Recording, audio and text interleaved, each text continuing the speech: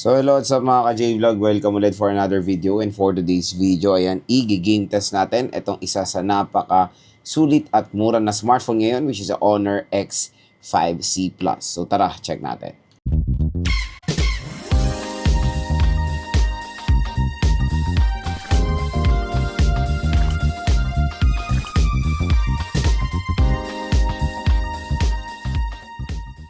So ayan, for today's video, i-game test nga natin itong smartphone na to. And itong variant na to is a 4GB, 128GB of internal storage. At 4 games ang ating ita-testing. We have ML, Honor of Kings, Genshin Impact, at COD. First na lalaroin natin is ML. So ito ang ating settings. Meron tayong map quality ultra, refresh rate high, resolution HD, nako ng outline at shadow.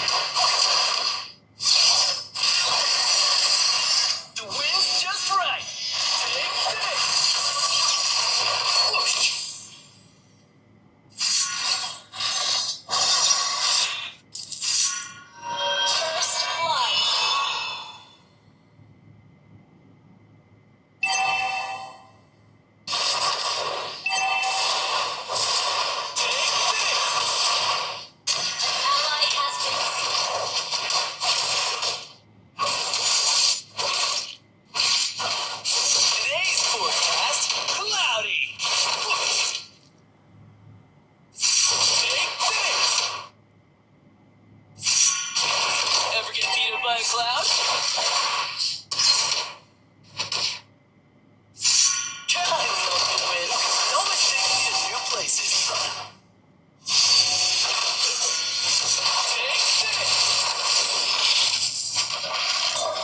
Pagdating sa Mobile Legends, as you can see naman, sobrang ganda rin ng performance dyan ni Honor X5C Plus. So wala naman tayong experience sa mga malalang frame drops while playing this game dito sa smartphone na to. Kaya niya naman yung mga matataas sa settings. So panigurado, pag maglalaro kayo ng ML, may enjoy nyo naman dito sa smartphone na to. So next is Honor of Kings. Set natin yung settings niya. So graphics natin nasa high, resolution natin nasa ultra.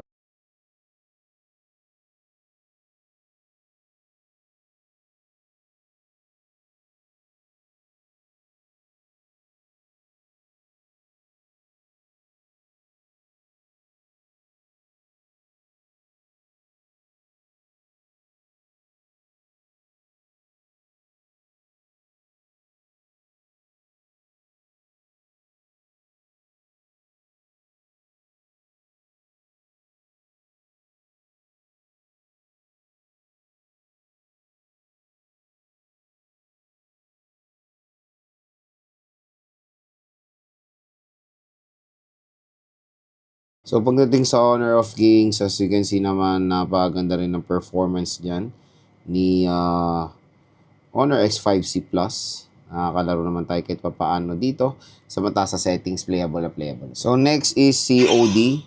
So ito yung settings natin, both battery and multiplayer. So graphics medium at frame rate natin nasa max.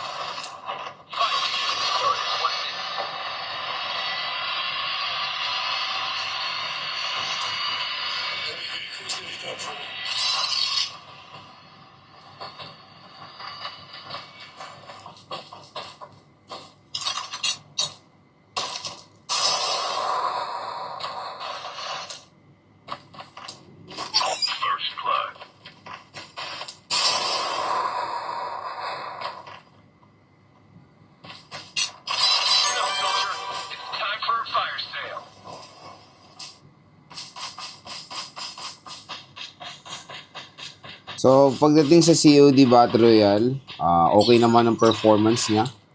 Ayan, nakakalaro naman tayo. May mga slight frame drops along the way, pero manageable naman siya. At kumbaga when it comes sa performance, playable naman siya. So, mas better yung performance na compared sa kanyang predecessor. Sobrang layo nung nung difference sila. Dito sa Honor X5C Plus, ayan, okay na yung movement niya. Even kahit naman sa movement niya, ayan, all good still. So, panigurado, makakalaro kayo mabuti ng COD Battle Royale dito sa Honor X5C Plus.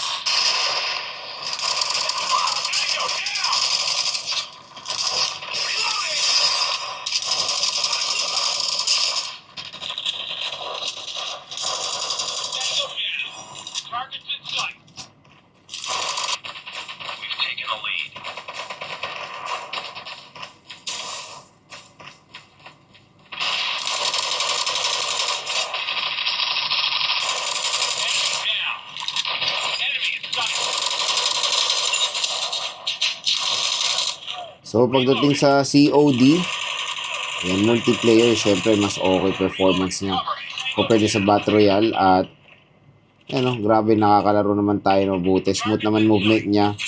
Kahit na may kalaban tayo, paniguradong may enjoy nyo maglaro ng COD multiplayer dito sa smartphone na to.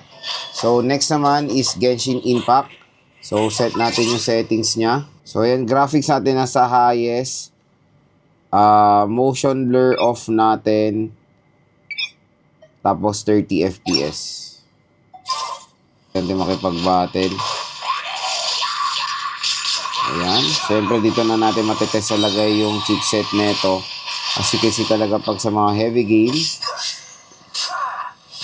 doon na tayo nakaka-experience sa mga, alam mo yun, yung mga usual na frame drops pag naglalaro tayo. So, asahan nyo na yan for a low power chipset sa ganitong presyon or budget chipset, sabihin na natin. Kasi sa mga ibang games naman, itong si Honor X5C Plus, okay naman ang performance. So, dito, playable siya, pero hindi smooth yung performance. Yan, may mga frame drops. Pero yan, nakakabattle naman tayo. At nasa high settings to, partida mga idol So, mas better kung gusto nyo ng pwede nating babaan settings niyan. So, gawin natin pinaka mababa lahat yan. So, graphics natin, lowest lahat. Ayan.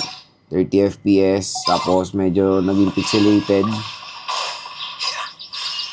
Naging pumangit yung quality ng graphics, pero parang mas naging lighter yung load niya when it comes sa movement.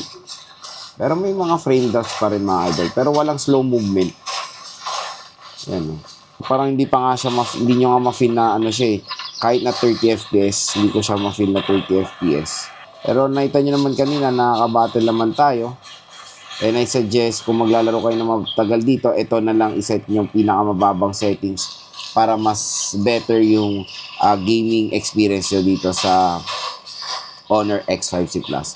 So again, playable naman itong smartphone na to, dito sa smartphone na to, compared doon sa kanyang predecessor na sobrang hindi talaga playable. Malaking improvements compared sa predecessor dito sa Genshin Impact. Mga J-Vlog, yung game test natin dito sa Honor X5C Plus.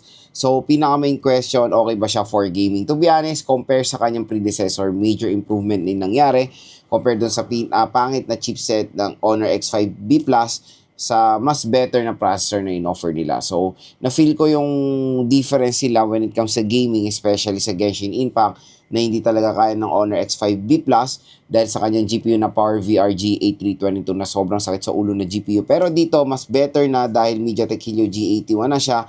So, hindi ko siya masasuggest, of course, for AAA games or mga heavy games. Pwede lang kayo maglaro dito ng mga Mobile Legends, Honor of Kings, and COD, pwede mga idol. Pero pag WoW, Genshin Impact, or Diablo Immortal, siguro, expect nyo na hindi siya smooth. Playable siya, nakakalaro naman kayo, pero expect nyo na may mga frame drops ay may experience from time to time. So, kung i-rate ko yung kanyang gaming performance for a price tag na 5,000 pesos, ang score ko dito mga idol, nasa 7. Medyo mababa yung RAM for its price of 4GB of RAM, pero nakakabawi naman sila sa processor and sa gaming performance niya. Maganda naman yung battery performance, matagal din siya ma-lowbat. The screen size is okay. Very comfortable naman naglalaro tayo dahil magaan din naman at portable lang itong si Honor X5C Plus. Kaya kung interested kayo dito sa smartphone na to, ang pinaka-available lang niya is 128GB of internal storage. Very limited games lang ang malalagay nyo dyan, kaya piliin nyo na lang yan. Pero magandang balita naman is expandable ang kanyang storage via micro SD card. So, doon na lang lagay yung mga ibang games nyo. Sa memory card, doon nyo na lang lagay mga photos, files, videos, at marami pang iba. Tapos yung 120GB, i-maximize nyo na lang sa mga games or sa mga applications. Hindi naman siya mahina at hindi naman siya sobrang lakas.